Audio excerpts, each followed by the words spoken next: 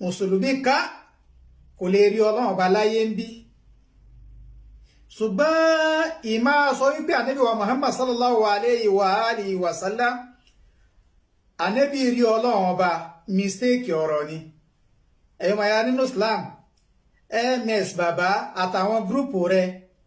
ọmọ ìyá wa tó béèrè Ọlọ́run àwa mùsùlùmí a ò lè rí láyé ń bí ìfún àtúnlè rí lálùkìyàmà kẹwàá sí pàwọn nìkan o ànábì wa Muhammad sallallahu alayhi wa alihi wa sallam ànábì ò rí Ọlọ́run ọba láyé ń bí bẹ́ẹ̀ ni ànábì ò ní rí lálùkìyàmà torí pé Ọlọ́run ọba àwa mùsùlùmí Ọlọ́run ọba tá à ń sìn Ọlọ́run ọba tá a kì í rí ni a lè rí pẹ̀lú ojú wa méjèèjì yìí a lè fi rí Ọlọ́run ọba a rí ni à ń sọ̀rọ̀ ìlẹ́ẹ̀kì èrè Ọlọ́run ọba ò jọ mo fẹ́ kó n ṣàǹfààní kan fún mi ms bàbá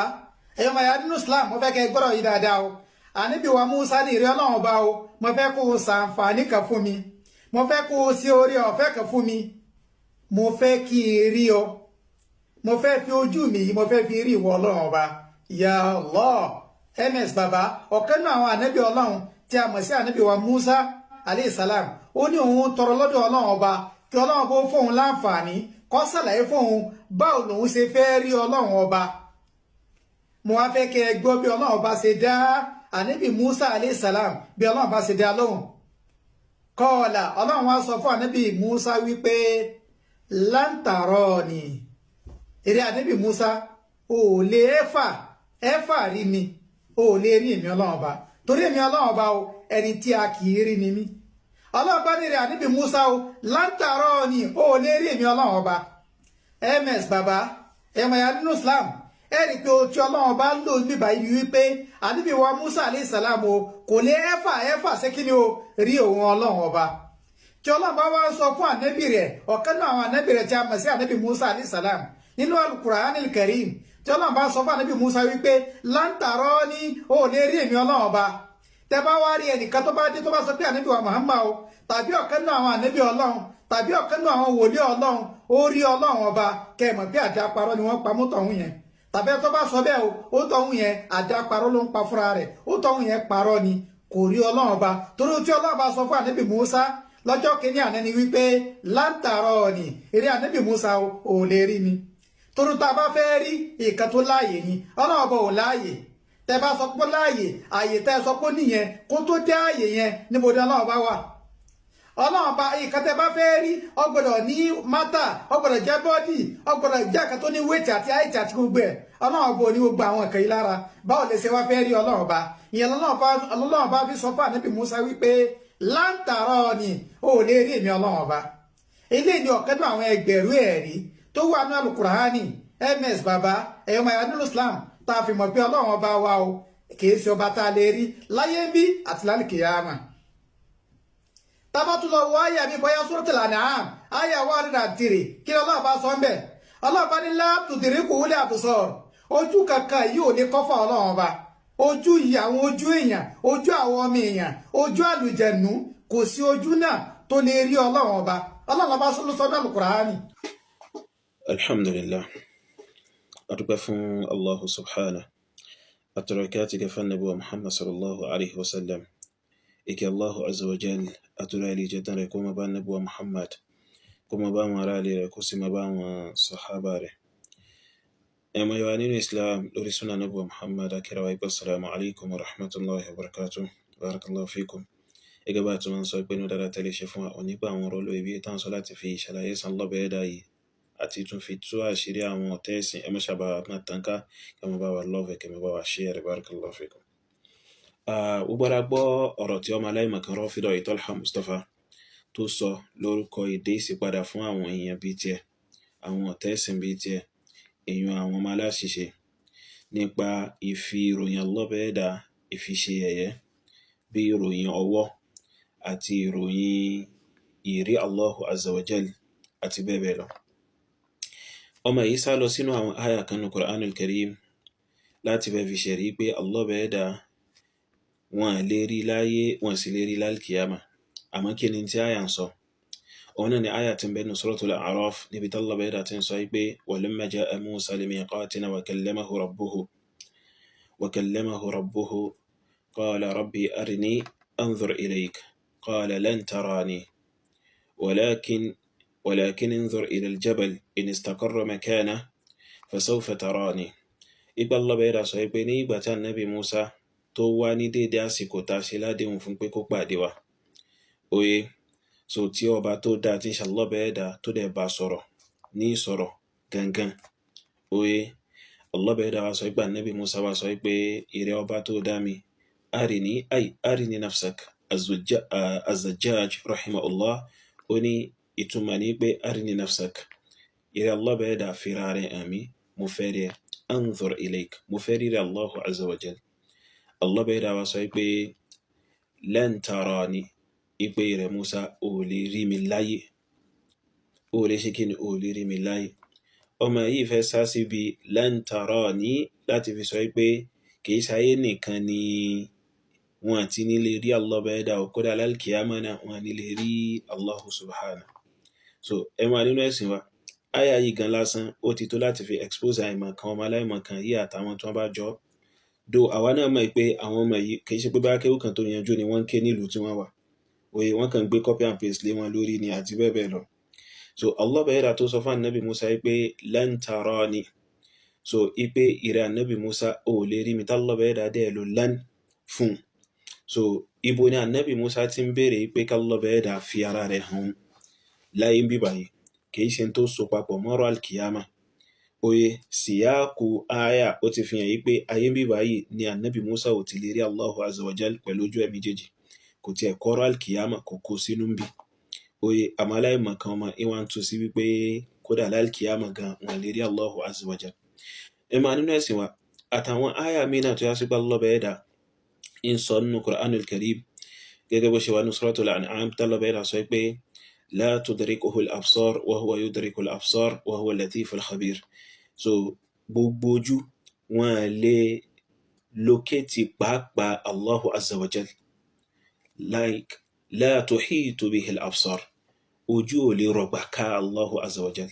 So wa hadha la yanfi رؤية الله سبحانه وتعالى، أي عدم الإحاطة بالله سبحانه وتعالى لا ينفي رؤية الله سبحانه وتعالى. So ọmọ yóò kéwú gbogbo ohun tá à ń ṣe láláyé ní ìsìn ọpọlọ rẹ̀ lè má gbà. So ipe àwọn olùgbàgbọ́ òdodo lálkìyámà wọn lè ṣe ìhátọ̀ ìrí Allah kò túmọ̀ sí wípé nǹkan yẹn ń tako ìrí Allah bẹ̀rẹ̀ dà lálkìyámà, kí ó mi tó nìyẹn. So in tí àyà ń sọ nìyẹn, kìí ṣe pé bóyá wọn lè rí Allah bẹ̀rẹ̀ dà bàtà là. So ẹ máa nínú ẹ̀sìn wa àyà tàkà láti inú suratul A'raf yẹn, tíra ṣíà náà ní fi ṣe ẹ̀rí against ẹ̀, tó tá bá fún ní tíra àwọn mùsùlùmí kò ní gbà. Tá bá lọ sínú tafsiru Nur al-Thaqalayn tí ìkannú àwọn àfá àwọn Shia mujallad ẹlẹ́ẹ̀kejì, oye tá bá wá sí page 500. So àfá náà sọ wípé wa fihi hadithun tawil, that is lórí àyà wípé Ànábì Musa sọ wípé rabbi arini anzur ilayk, ìrẹ́ ọba mi fi ara rẹ̀ hàn mí mo fẹ́ rí ẹ. Ipe wa fihi hadithun tawilun an amir al-mu'minin yaqul فيه وقد سأله رجل عما اشتبه عليه من الآيات. Ipe hadithi kan tó gùn ń bẹ lórí àyà yìí tó já sí wípé arákùnrin kan ó béèrè lọ́wọ́ Ali ibn Abi Talib nípa àwọn nǹkan kan tó rújú fún nínú àwọn àyà. So nínú tó wá béèrè òun náà ní kíni, òun náà ní nípa Ànábì Musa tó sọ pé òun fẹ́ rí Allahu azza wa jal. Wọ́n wá ní Ali ibn Abi Talib wá sọ pé wa sa'ala Musa alayhi salam وجرى على لسانه من حمد الله عز وجل ربي أرني أنظر إليك، فكانت مسألته تلك أمرا عظيما. إبيري تان نبي موسى بيرين كان يلود الله بيدا على مريكا نتوتوبي، وسأل أمرا جسيما أسي بيري إن كان توتوبي بوبو، فعوكب فقال الله تبارك وتعالى لن تراني. So إبا الله بيدا هو شكيني هو با نبي موسى وي Allah bẹ̀rẹ̀ wá sọ pé ìrẹ́ Musa ò lè rí mi. Wọ́n ní àlè wá sọ pé fi dunya hatta tamut, that is Allah bẹ̀rẹ̀ sọ fún Musa pé ò lè rí mi láyé bí títí tó fi kú. Oye fatarani fil akhirah, ṣùgbọ́n wà á rí mi ní alkiyama. ولكن إن أردت أن تراني في الدنيا فانظر إلى الجبل فإن استقر مكانه فسوف تراني. So eléyìí láti inú tírà Ṣíà ní kìí ṣe láti inú tírà àwọn mùsùlùmí. So fún délé pẹ̀lú tírà Ṣíà gan, so ní tírà tí ń bẹ wájú wa yìí, ó túmọ̀ sí wípé àwọn ará ilé Ànábì wọ́n wà lórí wípé èèyàn lè rí Allah bá ẹ̀dá lálkìyámà. So àmọ́ ayé ń bíbá yìí ni ó ti ṣe kíni ni ó ti rọrùn. Ẹ máa nínú ẹ̀sìn wa bákan náà nínú ìròyìn Allahu azza wa jal, so tí ọmọ aláìmọ̀kan yìí, so àbí ká tó lọ, so àwọn olùgbàgbọ́ òdodo gẹ́gẹ́ bá ti sọ wọ́n rí Allah bá ẹ̀dá jọ́ gbẹ̀dẹ̀ alkiyama. Allah bá ẹ̀dá ń sọ nínú Qur'an al-Karim ipe wujuhun yawma'idhin nadira ila rabbiha nadira. Àwọn ojú kan jọ́ gbẹ̀dẹ̀ alkiyama, àwọn ojú náà yóò tutù, yóò fine, yóò wà dáadáa. So ila rabbiha nadira, bẹ́ẹ̀ dẹ̀ ni wọ́n rí ọba tó dá wọn, tí wọ́n wo ọba tó dá wọn báyìí. So oye nadira, so ismu fa'il ni tí wọ́n yọ jáde látara kíni, látara fi'lu nadhara. So aya tí mẹ́nu Suratul A'raf ta kà láìpẹ́ yìí, so tí Ànábì Musa ń sọ fún Allah bá ẹ̀dá pé tánàbí Musa ń sọ fún Allah bá ẹ̀dá ń bẹ̀ pé rabbi arini anzur ilayk, ìrẹ́ ọba tó dá mi fira rẹ̀ àmì anzur ilayk, mo fẹ́ rí ẹ. So anzur ilayk yẹn, so anzur yẹn fi'lu mudari ló jẹ́ fún kíni, fún fi'li nadhara tí nadhira tó jáde látara rẹ̀ gẹ́gẹ́ bí ismu fa'il. So tí fi'li yẹn tó bá dẹ̀ ta'adda pẹ̀lú ìlà, ìtumọ̀ rẹ̀ ní kíni, kéèyàn rí nǹkan báyìí. Oye, so tó ń túmọ̀ sí pé áyà yìí láti inú Suratul Qiyamah ń fi hàn pé àwọn olùgbàgbọ́ òdodo wọ́n rí Allah bá ẹ̀dá tó bá di jọ́ gbẹ̀dẹ̀ al-Qiyamah. Àtàwọn áyà mìíràn tó pọ̀ bẹ́ẹ̀. Allah bá ẹ̀dá sọ nínú Suratul Mutaffifin ipe kalla innahum an rabbihim yawma'idhin lamahjubun, ipe àwọn kèfèrí, àwọn aláìnígbàgbọ́ jọ́ gbẹ̀dẹ̀ al-Qiyamah wọ́n dí gàgá wọn kúrò níbi ìrí ọba tó dá wọn jọ́ gbẹ̀dẹ̀ al-Qiyamah. Tó ń túmọ̀ sí pé àwọn kan bẹ tí wọ́n rí Allah bá ẹ̀dá ní jọ́ gbẹ̀dẹ̀ al-Qiyamah. So áyà pọ̀ fún láti inú Qur'anul Karim. Tayyib, ẹlẹ́ẹ̀kejì òun ni pé ọmọ aláìmọ̀kan yìí, so ìròyìn ọwọ́ tí Allah bá ẹ̀dá fi ìròyìn ara rẹ̀ nínú Qur'an al-Karim, tí Allah bá ẹ̀dá ń sọ pé Allah bá ẹ̀dá ń sọ nínú àyà kan pé qala ya iblis ma mana'aka an tasjuda lima khalaqtu biyadayya astakbarta am kunta min al-'alin. Ipe rẹ̀ iblis, kí ló kọ̀ fún ẹ láti tẹ̀ fún tí mo dá pẹ̀lú ọwọ́ mi méjèèjì, pẹ̀lú kíni, pẹ̀lú ọwọ́ mi méjèèjì, ṣé o sì gbéraga ní àbò wà nínú àwọn ẹni gíga. Oye, so ẹ máa nínú ẹ̀sìn wa, so ìròyìn ọwọ́ yìí in tí mùsùlùmí gbọdọ̀ fi rinlẹ̀ fún Allah bá ẹ̀dá ni. So àwọn kèfèrí ò bá sọ èyíkéyìí nǹkan lórí rẹ̀ látòní dọ̀la, ó gbọdọ̀ fi rinlẹ̀, ó gbọdọ̀ nígbàgbọ́ pé Allah bá ẹ̀dá lọ́wọ́. Àmọ́ bó lọ́wọ́ náà ti rí òòmà, so bó ló ti, kí ló jọ òòmà. Oye, o gbọdọ̀ ṣe takyif, o gbọdọ̀ ṣe tashbih, bẹ́ẹ̀ dẹ̀ ni o gbọdọ̀ ṣe ta'til, o dẹ̀ gbọdọ̀ ṣe tafwid. So lakin o gbọdọ̀ fi rinlẹ̀ pé Allah bá ẹ̀dá lọ́wọ́. So oye báyìí, ẹ máa nínú ẹ̀sìn wa, èyí tá sọ yìí tírà Ṣíà náà jẹ́rìí sí. Kí ló dé tá fi sọ pé tírà Ṣíà jẹ́rìí sí? Tá bá lọ sínú Usulul Kafi mujallad ẹlẹ́ẹ̀kejì tí Muhammad Yaqub al-Kulayni, tá bá wá sí page 81,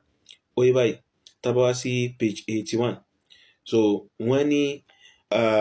عن أبي جعفر عليه السلام قال وني لا ترى أبو جعفر عليه السلام أصيبي قال رسول الله صلى الله عليه وسلم إبو جيش الله بإلى أصيبي المتحابون في الله يوم القيامة على أرض زبرجدة خضراء. إبي عواتي وني فعراوان lójú ọ̀nà Allah bá ẹ̀dá tó bá di yawm al-qiyama, wọ́n á dúró sórí òkúta tó já sí wípé òkúta green ni, tó fine gan. Wọ́n á sọ pé fi dhilli arshihi, wọ́n á dúró sábẹ́ bògì arshu Allahu azza wa jal, an yaminihi, ní apá ọ̀tún Allahu azza wa jal. So wọ́n wá sọ pé wa kilta yadayhi yamin, ipe ọwọ́ Allah bá ẹ̀dá méjèèjì sí rẹ̀ ọ̀tún ni méjèèjì. So ipe ọwọ́ Allah bá ẹ̀dá méjèèjì ọ̀tún ni. Wa kilta yadayhi yamin, ọwọ́ Allah bá ẹ̀dá méjèèjì oye ọ̀tún ni. Oye, wọ́n wá sọ pé wujuhum ashaddu bayadan wa adwa min ash-shamsi at-tali'a يغبطهم بمنزلتهم كل ملك مقرب وكل نبي مرسل يقول الناس من أهلاه فيقال أهلاه المتحابون في الله. أما تفعلون ببايون كني وهناني في ظل عرشه عن يمينه وكلتا يديه يمين لا تنتير أشياء الله بيد الله. Oye, in tó fẹ́ fi àìmọ̀kan rẹ̀ gbà tó mọ bó ṣe lè defend àwọn kèfèrí ẹgbẹ́ rẹ̀, oye, tó fẹ́ fi àìmọ̀kan rẹ̀ sọ pé ìmọ̀ sọ pé Allah bá ẹ̀dá lọ́wọ́, wọ́n fi ń ròyìn, wọ́n fi ẹ̀dá ròyìn Allah bá ẹ̀dá ní irọ́ ni. So wo tíra yín, aláìmọ̀kan òsì, akúkú sọ fún wọn pé o kéwú kìí sí pé kéwú kan náà ló ń ké ní lóyún tó níláárí. Oye, ẹni tó bá mọ ẹni tó ń pè kéwú dára tó bá gbọ́ mú yóò fi ọ gbùgbùgbù